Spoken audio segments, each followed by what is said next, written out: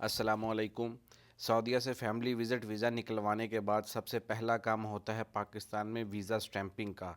यानी कि तशहीर ऑफिस से या एतमाद सेंटर से आपने फैमिली का विज़िट वीज़ा जो स्टैंप करवाना होता है, उसके लिए आपको कौन कौन से डॉक्यूमेंट्स चाहिए होते हैं। अक्सर औक़ात ऐसे होता है कि वहाँ पे फैमिलीज़ जाती हैं वीज़ा स्टैंप के लिए, तो वो आगे से कहते हैं आपका ये डॉक्यूमेंट मिसिंग है या ये कागज़ नहीं है या ये नहीं है। तो वहाँ पे आपका चक्कर लगता है, पूरा दिन भी ज़ाया होता है और उसके बाद आपको दोबारा जल्दी अपॉइंटमेंट भी नहीं मिलती। तो सबसे पहली चीज़ ये है कि आपने जो अपॉइंटमेंट का टाइम दिया गया है उससे आधा घंटा या 1 घंटा बेहतर है तो आप उससे पहले चले जाएं। रश होने की वजह से कभी आपका नंबर अपॉइंटमेंट से लेट भी आता है और रश कम होता है तो आपका नंबर जल्दी भी आ जाता है। वैसे रश कम ना होने वाली तो कोई बात ही नहीं है, रश हमेशा वहाँ पे ज़्यादा होता है, तो फिर भी बेहतर है कि आप अपने दिए गए टाइम से 1 घंटा पहले जाएं। और उसके अलावा आपको वहाँ पे डॉक्यूमेंट्स कौन कौन से चाहिए होते हैं या उसकी फ़ीस कितनी है। फ़ीस ये देखें, जब भी हम आपका तशहीर की अपॉइंटमेंट बुक करेंगे वहाँ पे उन्होंने दिखाया होता है कि नॉर्मल जो फ़ीस है वो 34,970 यानी कि 35,000 रुपया है। इसमें अभी इंश्योरेंस के पैसे शामिल नहीं हैं।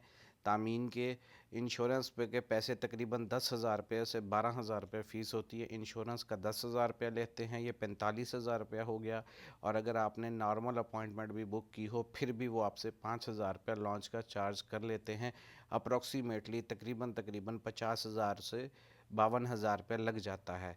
तो सेफ़ साइड के लिए आप कम से कम भी 60 से 65,000 रुपया अपने साथ लेके जाएं। ये फ़ीस ऊपर नीचे होती रहती है, डॉक्यूमेंट्स पे या पेपर्स में कुछ और बताया गया होता है और चार्ज वहाँ पे कुछ और करते हैं, तो इसलिए 50,000 तो वो लेते हैं। लास्ट टाइम मैंने 2 पासपोर्ट करवाए थे तो उन्होंने 50,000 रुपया चार्ज किया था। तो आगे आ जाती है बात कि आपको कौन कौन से डॉक्यूमेंट्स चाहिए, आपने अपने साथ कौन कौन से पेपर लेके जाने हैं ताकि आपका दोबारा चक्कर ना लगे। उसके लिए सबसे पहले यहाँ पे हमने एक लिस्ट बनाई हुई है, यहाँ पे आप देख सकते हैं वीज़ा की एप्लीकेशन के लिए आपने पाकिस्तान में तमाद सेंटर में कौन कौन से डॉक्यूमेंट्स चाहिए आपको। अपनी आसानी के लिए आप यहाँ से इसका स्क्रीनशॉट भी ले सकते हैं और ये सारी लिस्ट यहीं पे मौजूद है, इसका स्क्रीनशॉट लेके उस तरतीब के साथ अपने डॉक्यूमेंट्स अरेंज कर सकते हैं। सबसे पहला है वीज़ा अप्रूवल लेटर, यानी कि यहाँ से जो आप वीज़े का पेपर भेजते हैं वो प्रिंट किया हुआ आपके पास होना चाहिए। और दूसरा है स्पॉन्सर इकामा कापी। स्पॉन्सर वो बंदा है जिसने यहाँ से वीज़ा निकलवा के भेजा है, यानी कि जिसने वीज़ा भेजा है या यानी कि आपकी फ़ैमिली आ रही है तो आपका साथ में इकामा की कापी लाजमी चाहिए। पहले जो इकामा होता था वो 1 साल का होता था, उसके ऊपर एक्सपायरी डेट लिखी होती थी। तो अभी जो नए इकामे आ रहे हैं वो 5 साल की मियाद के लिए होते हैं, वहाँ पे इकामा की एक्सपायरी नहीं लिखी होती। तो इसलिए आप बेहतर होगा कि अबशर में जो इकामा है वहाँ से उसका स्क्रीनशॉट लें, उसका प्रिंट निकलवा के वो साथ लेके जाएं।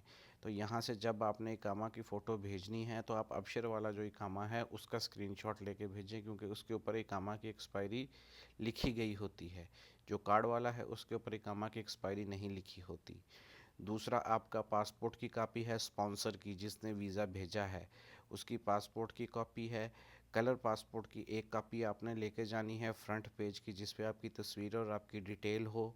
और फिर उसके बाद स्पॉन्सर के पाकिस्तान की आईडी कार्ड की कॉपी, यानी कि जिसने वीज़ा भेजा है उसका इकामा हो गया, उसका पासपोर्ट हो गया और आईडी कार्ड की कॉपी होगी पाकिस्तान के नाइकोप की या जो भी आपके पास है। आगे है अबशर डिटेल पेपर, यानी कि आपके पास मुकीम का पेपर हो आप कंपनी से ले लें, नहीं तो अबशर का आप पेपर निकाल सकते हैं अबशर को, लेकिन आपने ऐप से नहीं खोलना अबशर को, आप उससे ब्राउज़र से खोलेंगे गूगल से जाके। तो जब वहाँ पे लॉगिन करेंगे तो वहाँ पे ऊपर ऑप्शन आती है डैशबोर्ड की और मोर डिटेल की।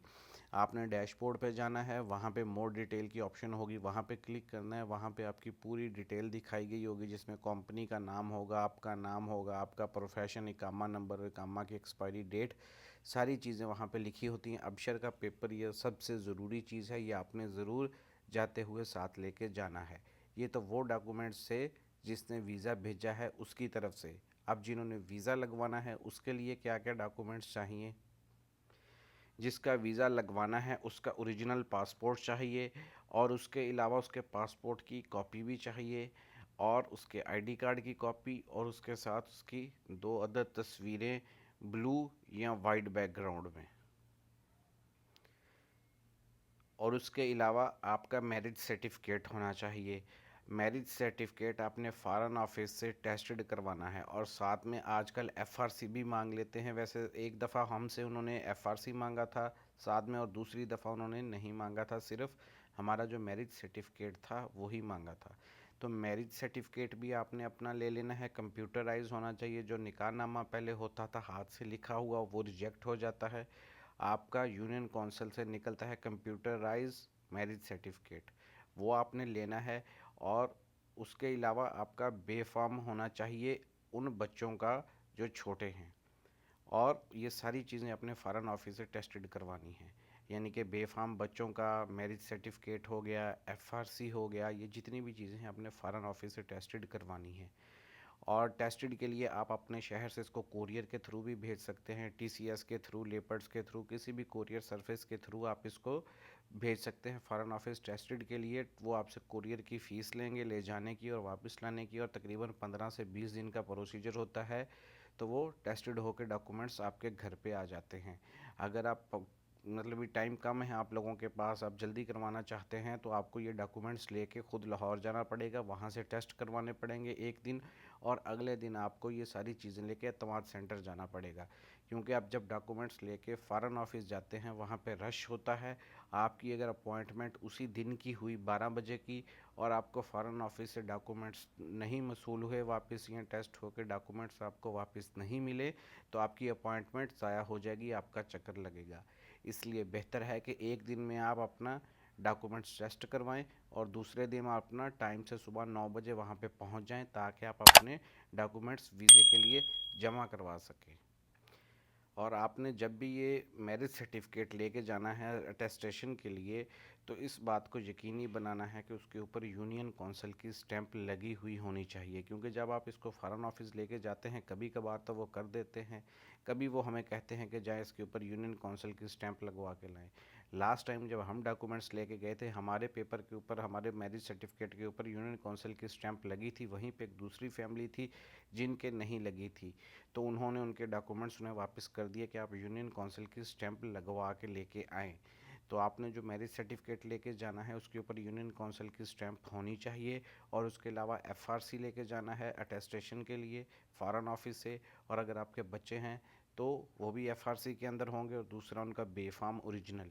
ये सारी चीज़ें आपने लेके जानी है, फ़ॉरेन ऑफिस से टेस्ट करवानी है। उसके बाद ये डॉक्यूमेंट्स आपने लेके जाने हैं वीज़ा जहाँ से आपने लगवाना है, तमाद सेंटर या तशहीर के मकतब में। तो वहाँ पे आपने, जैसा कि मैंने बताया है, कि पासपोर्ट ओरिजिनल, पासपोर्ट की कॉपी, उनका आईडी कार्ड जिसका वीज़ा लगना है, और दो छोटे फ़ोटो। एहतियातन आप ये चीज़ें एक एक वो उन्होंने रखनी होती है अपने पास, आप अपने साथ दो दो या तीन तीन लेके जाएं। और ये सारे डॉक्यूमेंट्स ले जाते वक्त आपने इस चीज़ का ख़ास ख्याल रखना है कि ये सब बिल्कुल क्लियर और साफ़ सुथरे फ़ोटो कापियाँ हों। क्योंकि कुछ भी मिस प्रिंट होता है या ऊपर नीचे होता है तो वो कहते हैं जाए इसकी कॉपी दोबारा करवा के लेके आएँ। तो आपको लाइन से हट के दोबारा जाना पड़ता है, कॉपी करवा के जब आप आते हैं तो फिर आपको वो आखिर में लाइन में लगा देते हैं। तो इसलिए आपने ये सारे डॉक्यूमेंट्स सही से साफ़ सुथरे अच्छे प्रिंट करवा के ले जाने हैं, ताकि किसी भी किस्म की कोई भी एतराज़ ना उस पे लगे, और आपके डॉक्यूमेंट वहाँ पे जमा हो जाएं। ये जो लिस्ट हमने यहाँ पे बनाई हुई है एक छोटी सी, इसको सिर्फ अलग अलग करके लिखा हुआ है। यही लिस्ट आप देखें जब आप ताशीर की अपॉइंटमेंट बुक करते हैं, उसमें ये एक सेक्शन उन्होंने दूसरे पेज पे फ़ीस का भी दिया हुआ है। तो उसके नीचे वाले जब आप पेज पे आएंगे, वहाँ पे उन्होंने ये सारे डॉक्यूमेंट्स की लिस्ट दी हुई है कि कौन कौन से डॉक्यूमेंट आपको वहाँ पे लेके आने हैं। वहाँ पे रश काफ़ी ज़्यादा होता है, तो बेहतर है कि आप अपने डॉक्यूमेंट पहले सारे तरतीब करें। यानी कि वीज़े वाला पेपर हो गया, आपके इकामा की कॉपी होगी, और ये जितने भी डॉक्यूमेंट आपने लेके जाने हैं, यानी कि इकामा की कॉपी ये छोटा कार्ड साइज़ होता है, और आईडी कार्ड की कॉपी ये भी छोटा कार्ड होता है। तो आपने छोटे साइज़ की फ़ोटोकॉपी नहीं करवानी, आपने पूरा जो A4 का पेपर होता है, जिस तरह ये वीडियो में आप देख रहे हैं, ये जैसे पूरा पेपर होता है, इसके सेंटर में रख के फ़ोटोकॉपी करवानी है। छोटी कापी हो तो वो वहाँ से कहते हैं जाओ दोबारा कापी करवा के लाओ, तो पीछे आपको लाइन से हट के मशीन पे जाना पड़ेगा।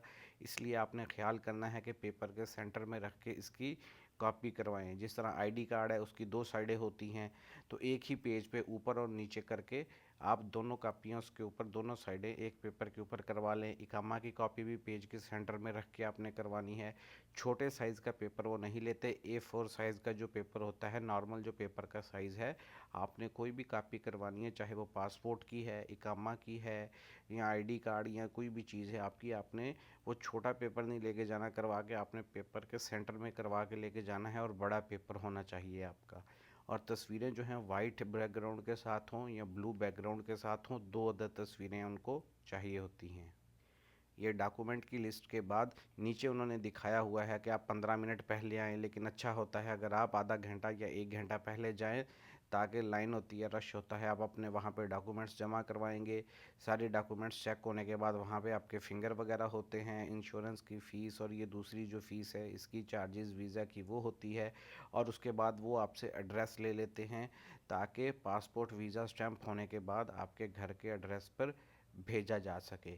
पहले वो वीज़ा स्टिकर लगाते थे पासपोर्ट के ऊपर, आजकल वो उन्होंने ख़त्म कर दिया है, इस जनवरी से स्टिकर लगाना ख़त्म कर दिया है। अभी आपका वो ओरिजिनल पासपोर्ट रखेंगे अपने पास, और निकाहनामा रखेंगे। अगर बच्चे वगैरह हैं तो उनके ओरिजिनल बेफाम रखेंगे, जो कि हमने फ़ॉरेन ऑफिस से टेस्टेड करवाए होंगे। फिर जब आपका पासपोर्ट वीज़ा लग के वापस आएगा, तो ओरिजिनल निकाहनामा और FRC और ये जो साथ में आपका बेफाम रखा होता है, तो ये उस कोरियर के ज़रिए पासपोर्ट के साथ आपको वापस मिल जाएगा। तो इस बात का ध्यान रखना है आपने कि वो ओरिजिनल निकाहनामा या मैरिज सर्टिफिकेट जो है आपका, वो अपने पास रखेंगे। और तकरीबन मेरा ख्याल 12 से 14 दिन का टाइम होता है, 12 से 14 दिन के टाइम के अंदर आपका वीज़ा आपके लग के घर पे आ जाता है। तो ये इतना कोई यानी कि ज़्यादा रश भी होता है तो भी 10 से 12 दिन मैक्सिमम लगते हैं। इस टाइम के दरमियान वो आपके घर के एड्रेस के ऊपर आ जाता है। तो ये बेसिक से डॉक्यूमेंट्स हैं जो चाहिए, लेकिन इस बात का अपना ध्यान रखना है, कुछ भी मिस प्रिंट नहीं होना चाहिए, और फ़ोटो कापी ज़्यादा काली वगैरह नहीं होनी चाहिए, क्योंकि ब्लैक कॉपी होती है तो वो आपके डॉक्यूमेंट्स रिजेक्ट कर देते हैं, जिसकी वजह से आपका टाइम वेस्ट होता है, आपको दोबारा लाइन में लगना पड़ता है। तो वीडियो अच्छी लगी हो तो लाइक ज़रूर कीजिएगा, चैनल को ज़रूर सब्सक्राइब कीजिएगा। अल्लाह हाफ़िज़।